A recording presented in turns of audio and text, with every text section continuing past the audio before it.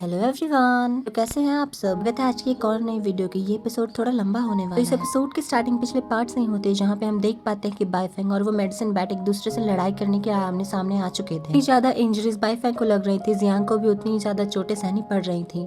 इस फाइट में हमें दिखाया जाता है कि दोनों अल्केमिस्ट के बीच बहुत ही आइकॉनिक लेवल की बैटल होती है। जियांग डैनकिंग से बोलता है, सीनियर डैनकिंग, मैं अभी 3 ही बाइफेंग को कंट्रोल कर पा रहा हूँ, मुझे लगता है कि आपके साथ भी ऐसा ही हो रहा है। तभी वो डैनकिंग कहता है कि नहीं, मेरे पास अभी भी 5 मेडिसिन बैट्स मौजूद है। तभी जियांग कुछ सोचता और बोलता है कि बाइफेंग के जो एट्रीब्यूट्स हैं वो बिल्कुल नहीं ट्रू की फायर वर्मिलियन बर्ड की तरह है, तो शायद मैं इसे यूज कर सकता हूँ। उसके बाद वो अपनी सारी पावर्स को एक्यूमुलेट करता है और vermilion bird hello fire technique का यूज करता है। इन्फर्नो पावर की वजह से वहाँ पे बहुत सारे वर्लपूल को हम देख पाते हैं जो कि पूरी तरह से लावा से धधक रहे थे। जियांग कहता है कि चलो इसे एक ही बार में खत्म करते। वो डैनकिंग भी बोलता है कि हाँ चलो, मैं भी अब थक चुका हूँ इन इतनी चीजों से। डैनकिंग भी अपनी टेक्निक को एक्टिवेट करते हैं और जिस टेक्निक का नाम था पर्पल लाइटनिंग बैम्बू ब्रेक, जिसकी वजह से हम वहाँ पे बहुत बड़े एक्सप्लोजन को भी देख पाते हैं। ये दोनों भी अपनी जी जान लगा के मेहनत कर रहे थे ताकि एक दूसरे को पीछे कर सके। यहीं पे हमें बाहर लिंगडान पवेलियन का सीन दिखाया जाता है जिसके अंदर से काफी ज्यादा इंटेंस पावर बाहर रिलीज हो रही थी। अगले पल वहाँ पे हम एक बहुत बड़े से एक्सप्लोजन को देख पाते हैं। फिर हमें पता चलता है कि जियांग भी उसमें घायल हो गया था। वहाँ के लोग बोल रहे थे कि क्या सच में जियांग हार गया। कुछ लोग बोलते हैं कि ये तो होना ही था, जब सामने खुद डैनकिंग खड़ा हो तो ये छोटा बच्चा क्या ही कर पाए। डैनकिंग भी बोलता है कि मैं भी उस हमले की वजह से अफेक्ट हो चुका हूँ, मैं ऑरा की रिफाइनिंग पिल्स को भी रिफाइन नहीं कर सकता। वे लोग पूछ रहे थे कि क्या जियांग ने ऑरा पिल्स बनाई। ऐसा हो ही नहीं सकता कि जब डैनकिंग ना बना पाए तो जियांग भी नहीं बना सकता। जियांग वही मुस्कुराते हुए बोलता है कि थैंक यू वेट करने के लिए। जिसके बाद हम देख पाते हैं कि वो अपने हाथों में से ऑरा पिल्स को रिलीज करता है। ऑरा पिल्स बनी थी ना, वो काफी ज्यादा प्योर थी, कोई इम्प्योरिटी नहीं थी। तभी जियांग पूछता है कि मास्टर या सीनियर, क्या इसे मैं अपने विक्ट्री समझूं। तभी वो हंसते हुए बोलता है कि मुझे पता था कि नए जनरेशन के जो अल्केमिस्ट है वो बहुत अच्छे करेंगे फ्यूचर में, मैं तुम्हें अपना ये डैन फर्नेस देता हूँ गिफ्ट में। जियांग बोलता है कि सीनियर, आप मुझे ये जुआनियान फर्नेस दे रहे हैं, इसके लिए मैं आपकी प्रशंसा करता हूँ।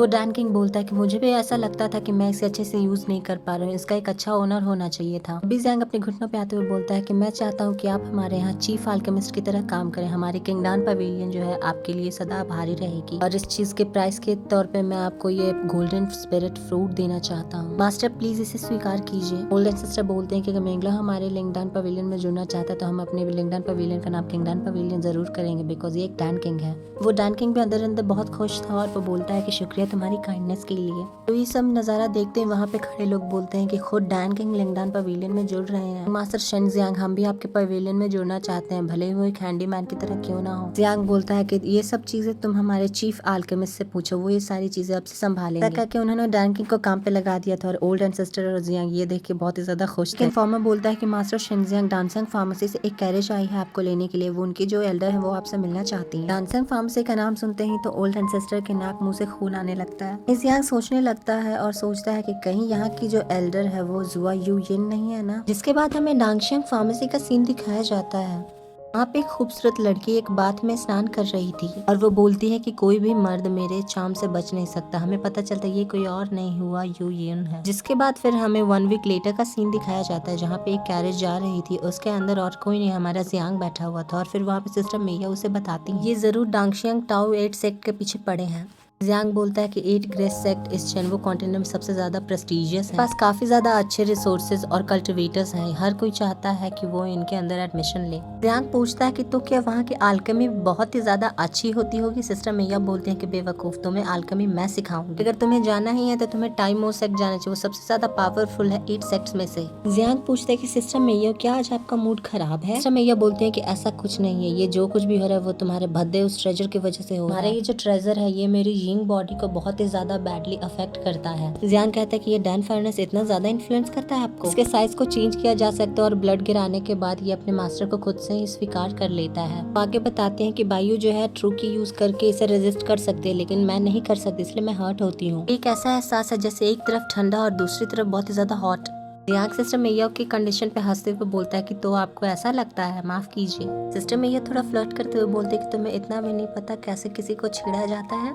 इसके बाद वो अपने पैरों से जियांग को चूटी काटना शुरू कर देती हैं। फिर वो उसे अपनी ओर खींचने लगती हैं। जियांग बोलता है कि सिस्टर मैया ये बहुत ही ज्यादा पेनफुल है, ऐसा मत कीजिए। इसके बाद वो बोलते हैं कि और हाँ, एक बात बताना है, अगर तुम्हें किसी सेक्ट में ज्वाइन नहीं करना है तो 8 सेक्ट में सबसे ज्यादा पावरफुल है टाइमो सेक्ट। और इसका मतलब तुम्हें टाइम उस सेक्ट जाना है। इसके बाद वो बोलते हैं कि और हाँ, उस घटिया औरत की तरफ एकदम मत देखना, जो देखना नहीं है वो नहीं देखना है, जो नहीं सोचना वो नहीं सोचना। जब सुन के जियांग भी डर जाता है और बोलता है कि ठीक है मैं नहीं करूंगा। इसके साथ सीन चेंज होता है और फिर हम देखते हैं कि वो लोग डांगशियांग फार्म से पहुंच चुके थे। फिर वहाँ पे जियांग जो होता है लीडर से मिलता है, यानी कि जुआ यून से। और जैसे सिस्टर मेयो ने अंदाजा लगाया था, ये लड़की एकदम वैसे ही थी। वो जियांग को सेड्यूस करने की कोशिश कर रही थी। वो किसी भी तरह जियांग को अपनी बॉडी का लालच दिखा के अपने वश में करना चाहती थी। जियांग किस तरह खुद को रोकते हुए बोलता है कि क्या यहाँ कोई स्पेशल सीक्रेट मेडिसिन है। जियांग को ऐसा करता है। सिस्टर मैया बोलती है कि मैंने अभी अभी तुम्हें बताया था कि मैं तुम्हें आलकमी बताऊंगी, तुम आलकमी के बारे में सोचो, इस लड़की के बारे में मत सोचो। वो बोलती है अगर मास्टर सन जियांग को इसकी इतनी केयर हो रही है तो खुद इसे टच करके क्यों नहीं चेक कर लेते हैं। मास्टर शन जियांग आप खुद आप चेक कर सकते हैं कि मैं ठीक हूँ या नहीं। जियांग कहता है कि नहीं नहीं नहीं नहीं, मैं नहीं कर सकता, मैं इस वुमेन के ट्रैप में नहीं आ सकता। ये बोलते हैं कि मास्टर शनजियांग आप नहीं समझ रहे हैं क्या मेरी बातों को, मैं जो कह रही हूँ आपको। जियांग बोलता है मैं समझ रहा हूँ, ये तुम्हारी ट्रिक्स है ताकि तुम मुझे डांगशियांग टाओयुआन में एडमिशन करा सको, जिससे तुम्हें भी अच्छे रिवॉर्ड्स मिल सके। बोलती है आप ऐसा क्यों करिए, दोनों के लिए फायदेमंद है। जियांग कहता है कि तुम थोड़ा लेट हो गए, मैंने डिसाइड किया है कि मैं टाओ मू सेक्ट को ज्वाइन करूंगा। वो बोलती है कि क्या, टाओ मू सेक्ट तो सबसे ज्यादा खतरनाक और पावरफुल सेक्ट है। मास्टर जियांग आप ऐसा नहीं कर सकते, मैंने सारी तैयारियां यहाँ कर ली थी। वो और फ्लर्ट करते हुए बोलते हैं कि अगर आप एक ट्रू डिसाइपल बन जाते हैं तो मैं आपको बच्चे की माँ बनने के लिए रेडी। नहीं, मैं आपकी सेकंड वाइफ बनने के लिए भी रेडी हूँ। मुझे पता है मिस जिया को इससे कोई तकलीफ नहीं होने वाली है। ये सब सुन के जियांग कहता है कि मुझे उन चीजों की कोई जरूरत नहीं है। और ऐसा कहते साथ ही वो जो जुआन थी वो वहीं पे गिर जाती है अपने मुंह के बल। जियांग बोलता है कि तुम सच में बहुत ही ज्यादा प्रतिभाशाली हो, लेकिन मुझे लगता है कि बहुत सारे जूनियर्स में पहले इस पे बेट लगा लूंगी, है ना। लड़की नाटक करते हुए बोलती कि मास्टर जियांग आपने सिर्फ मेरी बेइज्जती ही नहीं की बल्कि आपने मुझे ओल्ड भी कहा और ये भी कहा कि मैं आपके जनरेशन के टाइप की नहीं हूँ। ये लड़की बोलती है कि मास्टर शन अगर आपका मन कभी बदले तो आप किसी भी वक्त मेरे पास आ सकते हैं। बाय द वे मुझे एक ट्रेजर देना था जो मास्टर हुआ के लिए था और मुझे इसके लिए स्पिरिचुअल मनी चाहिए। ये लड़की तो बहुत ही ज्यादा खुश हो जाती है और बोलती है कि मास्टर हुआ तो मुझसे और ज्यादा इम्प्रेस हो जाएंगे, वो बड़ा ट्रेजर क्या है। तभी जियांग अपनी बड़ी सी पोतली में से निकालता है मिलेनियम स्पिरिट ग्रास। इसे देखकर तो इस लड़की का मुंह ही बन जाता है, कहते हैं छी, इससे गंदी चीज तो मैंने आज तक नहीं देखी है। फिर हमें 8 मोस्ट पावरफुल सेक्ट से इंट्रोड्यूस करवाया जाता है, जिसमें सबसे ज्यादा पावरफुल था टाइमो सेक्ट, कॉन्टिनेंट का सबसे ज्यादा पावरफुल सेक्ट। पास लगभग सबसे ज्यादा ट्रू मार्शल रियाल्म के कल्टिवेटर्स अवेलेबल है, जिसकी वजह से बहुत ज्यादा पावरफुल है। फिर आता है heavenly divine weapon sect, weapon refining में सबसे ज्यादा पावरफुल है। ये लोग एंशिएंट मेथड का यूज करते हैं ताकि वेपन को रिफाइन करें और इनकी टेरिटरी में बहुत सारे डिवाइन वेपन लॉस्ट हो चुकी है। जिसके बाद आता है डांगशियांग टाओयुआन। ये आल्केमी स्किल को पोजेस करती है और पूरे के पूरे कॉन्टिनेंट में जितनी भी आल्केमी से रिलेटेड चीजें होती हैं ये सारा कुछ यही संभालता है। चौथे नंबर पे बात अगर की जाए तो ये कोई और नहीं, आइस विंड वैली है, जो कि अपने yin and yang divine techniques के लिए फेमस है। आइस विंड वैली में सबसे ज्यादा एक्सीलेंट और अच्छे ब्लड लाइन वाले लोगों को ही एंटर करने की परमिशन के जो बचे हुए 4 है उनमें आता है बीस्ट मार्शल सेक्ट, जो कि बीस्ट ट्रांसफॉर्मेशन पे बेस्ड है। फिर आओजियान क्लैन जो है वो स्वॉर्ड इंटेंट पे बेस्ड है। उसके बाद आता है ट्रू मार्शल सेक्ट, जो कि सबऑर्डिनेट है ग्रेट मार्शल सेक्ट का। और उसके बाद सबसे ज्यादा मिस्टीरियस क्लैन है लोटस क्लैन, के बारे में हमें बहुत ही कम जानकारी पता चलती है। इसके साथ ही सीन चेंज होता है और फिर हमें वो सिटी का सेंटर दिखाया जाता है जहाँ पे जियांग टहल रहा है। वो बोलता है कि मैंने जो स्पिरिट ग्रास है उसे 4 लाख स्पिरिचुअल मनी में बेच दिया है और अब मैं अच्छे अच्छे मटेरियल्स खरीद सकता हूँ। उसके बाद उसकी वहीं पे नजर पड़ती है जहाँ पे बहुत सारी भीड़ इकट्ठी हो चुकी थी। फिर हमें पता चलता है कि वो सिटी में मार्शल आर्ट टूर्नामेंट रजिस्ट्रेशन अभी चालू है। इस रजिस्ट्रेशन के बारे में जियांग को पता था लेकिन वो भूल जाता है। वो बोलता है कि अरे मैं तो ये भूल ही गया था, ये रजिस्ट्रेशन टेस्ट तो आज ही कंडक्ट होने वाला और लास्ट डे थे। इसके बाद हम देख पाते हैं कि वहाँ पे इस टेस्ट को देने के लिए बहुत सारे लोग आए हुए थे। वहीं पर एग्जामिनर बोल रहा था कि अगर तुमने येलो कलर या उससे एबव पे हिट किया था तुम पास माने जाओगे। वहीं पे हम एक मोटे लड़के को देखते हैं जो कि बहुत ज्यादा जोश में आते हुए बोलता है कि मैं जरूरी से पास करूंगा और उस स्टोन के ऊपर एक बहुत जोरदार मुक्का हिट कर देता है, जिसकी वजह से हम देख पाते हैं कि वहाँ पे एक ग्रीन कलर शो हुआ था। इस ग्रीन कलर को शो होते ही देख के वो लड़का बहुत ही ज्यादा खुश हो जाता है। एग्जामिनर बोलता है कि तुम प्रीलिमिनरी राउंड के लिए रेडी हो चुके हो। फिर वहाँ पे जियांग आते हुए बोलता है कि अबे मोटे हट सामने से, ये तो सिर्फ ग्रीन कलर ही है, इसमें इतने खुश होने की बात क्या है। वो आदमी वहाँ से रोते हुए जाने लगता है, बोलते है कि मैंने तो पास कर लिया, बाकी लोग पास भी नहीं कर पाए। यहाँ पे जियांग कहता है ये जो ट्रायल स्टोन है ये 7 डिफरेंट कलर्स में ट्रांसफॉर्म हो सकता है, जैसे कि एक रेनबो होता है। फिर क्या था, जियांग भी अपनी पावर्स को टेस्ट करने के लिए अपनी पावर्स को एक्यूमुलेट करता है और एक पंच में लाता है, जिसके बाद वो उस पंच को दे मारता है सीधा उस रॉक के ऊपर।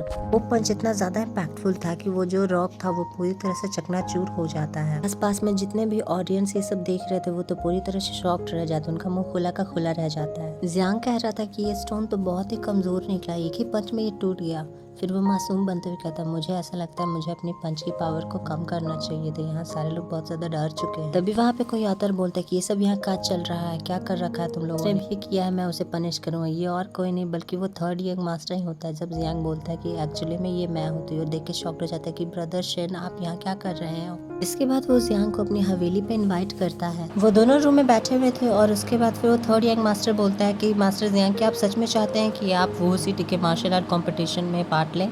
जियांग बोलता है कि एक बहुत ही ग्रेट अपॉर्चुनिटी है, ये हर 3 साल में एक बार ही आती है। साउथ मार्शल किंगडम के हर एक कल्टिवेटर का ये सपना होता है ताकि वो इसमें जीते। लेकिन मास्टर ये तो याओ फैमिली कंडक्ट करवाते हैं और आपके और याओ फैमिली के बीच में तो पहले से दुश्मनी चल रही है। मास्टर आपको अपनी लाइफ बचाना चाहिए, ये अभी सबसे ज्यादा इम्पोर्टेंट काम है। जियांग बोलता है कि मुझे पता है कि इसमें खतरा है, लेकिन मुझे ये भी पता है कि मैं कैसे जीत सकता हूँ, मेरे पास प्लान है। बस क्या प्लान है मास्टर, सुनना चाहोगे? मेरे पास हम बताते हैं। जिसके बाद जियांग उस थर्ड यंग मास्टर के कान में कुछ बोलता है जो हमें अभी नहीं बताया जाता, हमें आगे एपिसोड में पता चलेगा। इसी के साथ नेक्स्ट डे का सीन दिखाया जाता है जहाँ पे जियांग अभी भी कोशिश कर रहा था ताकि वो उस डैन फर्नेस को अपना बना सके। वो कहता है ये किस तरह का फर्नेस है, इविल सिस्टम में या बेस के आर पार नहीं देख पा। जब इतने पे उसका काम नहीं बनता तो अपनी अजूर ड्रैगन की ट्रू की पावर का यूज करना शुरू कर देता है, जो हम देख पाते हैं कि काफी ज्यादा अमेजिंग थी। मेया और बायू कहती है कि ये बहुत ही ज्यादा अमेजिंग पावर हो चुकी है तुम्हारे अजूर ड्रैगन की। वो दोनों बोलते हैं कि जियांग तुम्हारे इस पावर से शायद ये जो डैन फर्नेस है तुम्हें अपना मास्टर स्वीकार कर ले, तुम अपनी पावर्स को ट्रांसमिट करना बंद मत करना। इसके बाद जियांग कहता है सिस्टम मेया आप आइए और इसे देखिए, मुझे लगता है कि बहुत अजीब है। फिर हम वहीं पे देख पाते हैं वो जो डैन फर्नेस था उसका लुक पूरी तरह से चेंज हो गया था, वो एक अजीब शेप में आ गया था जिसके ऊपर ड्रैगन का सिंबल था। सिस्टर मेयो कहते हैं नहीं नहीं मैं नहीं जाना चाहती, बहुत डरावना लग रहा है, सिस्टर बायू आप प्लीज जाइए। बायू कहते हैं अरे तुम तो इन चीजों में एक्सपर्ट हो ना, जाओ। जियांग बोलता है मैं यहाँ पे इतना हार्ड मत बनाइए इस चीज को, आखिरकार बायू की जो यून बॉडी बहुत ज्यादा वीक है। ये सुनते साथ ही तो बायू के खून में आग लग जाती है। वो बोलते है रुको कुत्ते मैं तुझे बताती हूँ। सिस्टर बायू बोलते सिस्टर क्या सच में आप ये करने जा रही है, बहुत बुरा है, मुझे दुख हो रहा है आपके लिए, ये तो मेरे बाएं हाथ का खेल है, देखो और सीखो मेरे। इसके बाद वो अपने हाथ को आगे बढ़ाती हैं और डायरेक्टली उस फर्नेस को टच कर देती हैं, जिसके कारण वो बहुत ज्यादा शॉक्ड हो जाती है और बोलते हैं कि ये डैन फर्नेस ये बहुत ही ज्यादा अजीब तरह से रिएक्ट कर रहा है।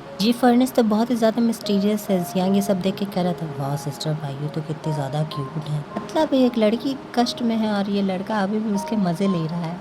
खैर कहानी पे वापस आते हैं। उसके बाद हम देख पाते हैं कि सिस्टर भाइयों का हाथ पूरी तरह से जल जाता है। वो बोलती हैं ये जो फर्नेस है इसके पास aura of rigidity and yang है, हो सकता है कि ये किसी भी चीज को रिपेल करे। ये एक डिवाइन ड्रैगन वेपन है। जियांग कहता है डिवाइन ड्रैगन वेपन ये क्या होता है? मेया बोलते हैं कि ये जो डिवाइन ड्रैगन वेपन है ये इस मॉर्टल वर्ल्ड से बिलोंग नहीं करता, ये तो एक कचरा है, तुम्हें उस डैन किंग को वापस दे देना चाहिए। वो मन में बोलते हैं कि अगर ये बच्चा इसे प्रैक्टिस कर ले तो हमारी पावर्स रिकवर होने में ये मेरी हेल्प कर सकता है। बायू बोलते हैं कि ये बकवास चीज, मैं जा रही हूँ रिंग में, मैं इसे बर्दाश्त नहीं कर सकती। जियांग कहता है तो इसमें अभी बहुत सारे ऐसे राज है जो मुझे खुद ब खुद ढूंढने होंगे। सडनली उसके दिमाग में ढेर सारी इन्फॉर्मेशन इकट्ठा होने लगती है। एंशिएंट टाइम में ड्रैगन सन ने एक कॉन्ट्रैक्ट बनाया था ट्रू ड्रैगन के साथ, जो कि पहले टियानशन माउंटेन्स पे रहा करते। जियांग बोलता है कि ये फर्नेस एक यान लॉन्ग जी नाम के बंदे ने रिफाइन किया था, वो भी एंशिएंट टाइम। इस फर्नेस में फायर ड्रैगन ब्लड जेल होने के कारण ये अल्केमी को बहुत ही ज्यादा स्टेबल बना देता है। कमाल की बात तो ये है कि इस फर्नेस के अंदर yin and yang divine formation array भी प्रेजेंट है। इसके कारण फर्नेस के अंदर का टाइम यहाँ के टाइम से अलग चलेगा और जो हमारे पिल होगी काफी ज्यादा अच्छी निखर कर आएगी। सिस्टम में कुछ सेंस करती है और बोलती है जियांग कोई हमें फॉलो कर रहा है। जियांग भी बोलता है कि मुझे भी ऐसा ही लग रहा है, आप चिंता मत कीजिए, आप वापस रिंग में सबसे पहले तो चली जाइए। जैसे ही मेया अपने रिंग में वापस जाती हैं हम वहाँ पे देख पाते हैं कि एक एरो बहुत ही तेज रफ्तार के साथ जियांग की ओर बढ़े आ रहा था। जियांग भी बिना समय के अपने पावर्स का यूज करता है और उस एरो को अपने पास आने से पहले ही रोक देता है। फिर वो कहता है कि लो मेरी तरफ से ये उसी को वापस गिफ्ट भेजता हूँ जिसने मेरी तरफ ये फेंका है। जिसके बाद वो उस एरो को उसी डायरेक्शन में वापस थ्रो कर देता है, जो कि पहले से 10 गुना ज्यादा स्पीड के साथ बढ़ रही थी और ये इतने ज्यादा पावरफुल थे कि आसपास की चट्टानें भी टूट जा रही थी। फिर हम देख पाते हैं कि वो एरो एक बंदे के सीने के आर पार हो जाती है जिसने उस एरो को चलाया था। वहीं पे उस बंदे के साथी भी खड़े थे। वो बहुत ही ज्यादा शॉक्ड हो जाते हैं कि ये एरो आखिरकार आया कहाँ से। मैं यह बोलती कि कितना ज्यादा अजीब है, यहाँ पे इतने सारे लोग कैसे हो सकते हैं। जियांग बोलता है कि मैंने ये अफवाह फैलाई थी। बायू बोलते हैं कि तुम तो एक नंबर के गधे ही हो, अभी तुम एक डिसएडवांटेज सिचुएशन में फंसे हुए हो। वो बोलता है कि सिस्टर बायू आपने कहा था कि व्हाइट टाइगर को पावर को फीड करने के लिए फाइटिंग की जरूरत है और अभी तो टूर्नामेंट में मेरे पास आने वाला और मुझे नहीं लगता कि मेरे पास अच्छा ओपोनेंट्स होंगे अपनी पावर्स को टेस्ट करने के लिए, तो ये बहुत ही अच्छा मौका है। जिसके बाद जियांग अपने पावर्स का यूज करता है और अपने हंटर को लेकर उनके ऊपर टूट पड़ता है। उनसे पूछता है कि तुम कौन हो और तुम्हें यहाँ किसने भेजा, अगर तुम बताओगे तो मैं तुम्हें जिंदा जाने दूंगा। लीडर बोलता है कि हमें तुम्हें सफाई देने की कोई जरूरत नहीं, हम तुम्हें यहाँ मारने आए हैं और हम हैं ब्लैक विंड गैंग। इसके साथ जियांग कहता है कि अच्छा तो तुम लोग ब्लैक विंड गैंग से आए हो, ठीक है। इसके बाद वो अपने पावर्स का यूज करते हुए उनके ऊपर और अटैक करने लगता है और बोलता है कि तुम अपनी लाइफ को राइचियस पाथ के लिए सेक्रीफाइस कर दो। उसके दो चमचे बोलते हैं कि लगता है हम दोनों यहाँ फंस चुके हैं, हम लोग पकड़े जा चुके हैं मास्टर। वो बोलता है कि ऐसा नहीं हो सकता, हमें तो बताया गया था कि लड़का बहुत ही ज्यादा कमजोर है, जरूर हमारे बीच में कोई घुसपैठ गया है। वो बोलता है कि अभी इन सब बातों का वक्त नहीं है, हम 3 है और ये अकेला, हम लोग चाहें तो इसे एक झटके में ही मार सकते हैं। जियांग भी उनका सामना करने के लिए अपनी हंटर की टेक्निक जिसका नाम था white tiger dance of the pyrite fire उसका यूज करते हैं, जिसके बाद हम देख पाते हैं कि वहाँ पे चारों तरफ तबाही का ही मंजर दिख पाता है, पूरी तरह से खौफनाक मंजर था। लेकिन फिर भी उनमें से एक बंदा बच जाता है और वो जियांग के पीछे से स्नीक अटैक करने की कोशिश करता है, लेकिन जियांग तो जियांग ठहरा, वो उसने उसे देख लिया था और उस पर अटैक कर देता है। और इस बार जियांग काउंटर अटैक में व्हाइट टाइगर के सेकंड मूव का यूज करते थे, जिसके बाद हम देख पाते हैं वहाँ पे एक बहुत बड़ा मार्शल टाइगर अपीयर होता है, जिसके रोड की वजह से वो जो असैसिन था वो पीछे की ओर फिक जाता है। जियांग उसके ऊपर अपना डोमिनेंस साबित करते हुए फिर उससे पूछताछ शुरू कर देता है, लेकिन वो जो असैसिन बोलता है कि तुम तो 7th लेवल पे अभी नहीं हो, तुम तो अभी 6th लेवल पे हो, लेकिन फिर भी कैसे तुम उस पावर का यूज कर सकते हो। जियांग बोलता है कि मैं अभी 6th लेवल पे हूँ, लेकिन मेरी पावर 7th लेवल के बराबर हो चुकी है। फिर जियांग पूछता है कि क्या याओ फैमिली ने तुम्हें यहाँ भेजा, सीधे सीधे जवाब दो वरना मरने के लिए रेडी रहो। वो बोलता है कि मैं ब्लैक विंड गैंग का 3rd लीडर हूँ और मुझे इसके बारे में कुछ नहीं पता।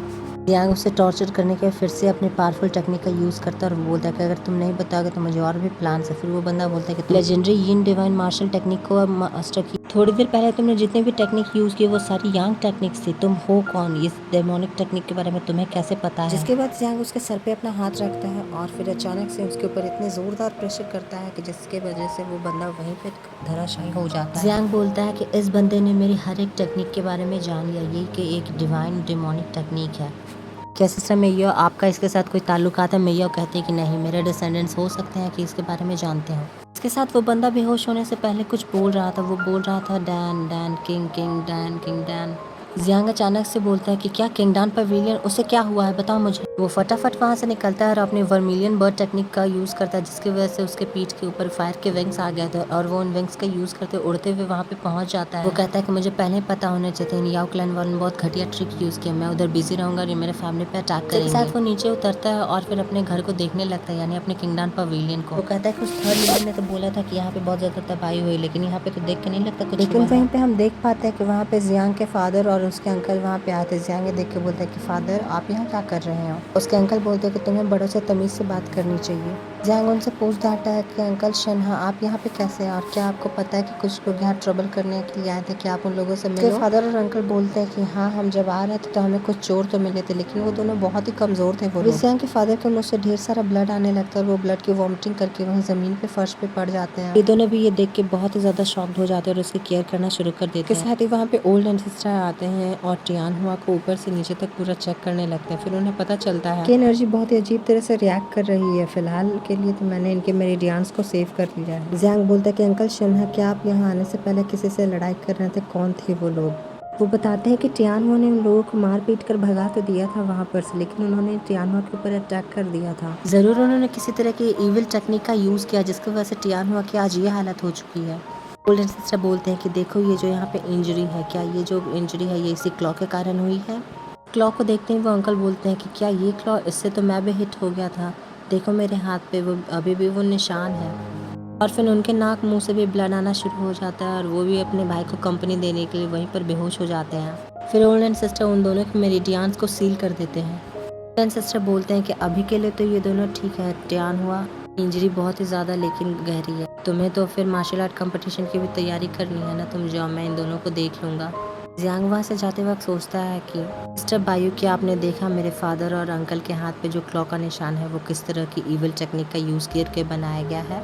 वो बताते हैं कि किसी स्पेल कास्टर ने एक मैजिक अब्जॉर्प्शन स्पेल डाल दिया तुम्हारे फादर पे, जिसकी वजह से उनकी जो जितनी भी पावर्स है वो किसी और के पास ट्रांसफर होती रहेगी, इसकी वजह से तुम्हारे फादर की मौत 3 दिनों में हो जाएगी। ये सुन के तो जियांग के पैरों तले जमीन खिसक जाती है। वो बोलते हैं कि केवल 3 दिन। वो बोलते हैं कि जिसने भी इस टेक्निक का यूज़ किया वो लगता है इस टेक्निक को यूज़ करने में कच्चा है, इसी वजह से तुम्हारे ओल्ड एंड सिस्टर ने अभी उस टेक्निक की पावर को सील कर दिया, इसलिए वो अभी खतरे से बाहर है, तुम्हारे फादर और अंकल। जियांग बोलता है कि वो याओ फैमिली वाले बहुत ही बेशरम, उन्हें पता था कि मैं मार्शल आर्ट कॉम्पिटिशन में पार्ट लूंगा, इसीलिए उन्होंने चुपके से मेरे फादर और अंकल पे अटैक किया ताकि मेरा ध्यान भटक जाए। मैया उसे चुप करने लगते हैं। तभी जियांग बोलता है कि सिस्टर मैया आप ये क्या कर रही हैं? तो वो बोलते हैं कि तुम्हें चिंता करने की कोई ज़रूरत नहीं, वो एक इविल टेक्निक का यूज़ किया गया तुम्हारे फादर पे, और तो और दुनिया में जितने भी एविल टेक्निक है उन सब की गॉडेस तुम्हारे सामने ही खड़ी हैं, ज़रा देखो अपनी नज़र उठा के सिस्टर बायू। जियांग उनसे हेल्प मांगता है और बोलता है कि भले ही आपने अपनी पावर खो दिया, लेकिन क्या आप मेरी हेल्प करेंगे उस ब्लैक विंग गैंग से मदद पाने में? क्या आप मेरे फादर और अंकल को ठीक कर सकते हैं? तभी मैया बोलती है कि मेरी जो टेक्निक है वो किसी की जान बचाती नहीं बल्कि किसी की जान ले लेती है। के रिस्पॉन्स में फिर मैया बोलती है कि सिस्टर बायू आप ऐसा क्यों कह रही हैं, आपके पास तो अभी भी वो स्पेशल टेक्निक बची हुई है। मैया को इस तरह से बोलते हुए देख के वो समझ जाती है कि ये लड़की क्या कहने की कोशिश कर, जिसके बाद हम सीन देखते हैं और फिर बायू एक बार टब में लेटी हुई थी और वो बोलती है कि जल्दी जियांग इसमें आके बैठो। मैया फिर वहाँ पे बताती है कि सिस्टर बायू के साथ जो तुम अभी कॉन्ट्रैक्ट करने वाले हो, जो सिस्टर बायू अपनी टेक्निक तुम्हें देने वाली हो, उसकी वजह से तुम अभी ब्लैक विल गैंग के अटैक से हमेशा बचे रहोगे। तभी वहाँ पे जियांग बोलता है कि सिस्टर बायू क्या सच में आप अपनी उस टेक्निक को मुझे ट्रांसफ़र करने वाली हो? बायू बोलती है कि बिल्कुल, ये तो उन बेवकूफ़ गधों से बहुत ही ज़्यादा पावरफुल है, उसे कंपेयर भी मत करना। अभी जो मैं तुम्हें देने वाली हूँ इसकी वजह से हो सकता है तुम नेक्स्ट रियाल पे भी ब्रेक कर थ्रू कर जाओ। तो और इतना ही नहीं, तुम अपोनेंट की पावर को भी अब्जॉर्ब कर पाओगे, ये इतनी ज़्यादा खतरनाक टेक्निक है। इतना ही नहीं, इस टेक्निक को इनगल्फिंग डेविल्स कल नाम से भी जाना जाता है। इसके बाद हम देख पाते हैं कि इस पूरे रूम में सिस्टर बायू की मिस्टीरियस मर्डरस ऑरा फैल चुकी थी और इसी खूबसूरत नज़ारे के साथ ये एपिसोड यहीं पे एंड होता है। हम मिलते हैं आपसे नेक्स्ट एपिसोड में, तब तक के लिए बाय बाय, टेक केयर।